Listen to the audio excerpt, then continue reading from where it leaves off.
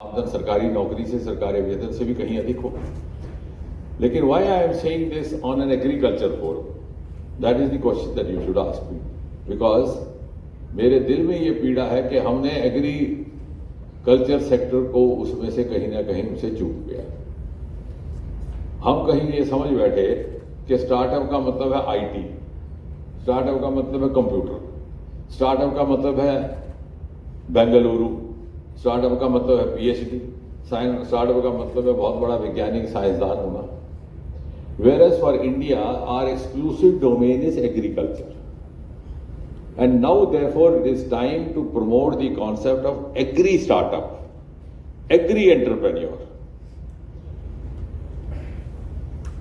And that will explode the myth of what I said earlier.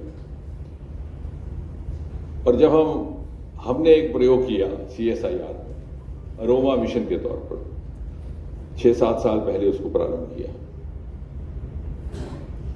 जो जम्मू कश्मीर के छोटे से कस्बे भद्रवाह से हुआ।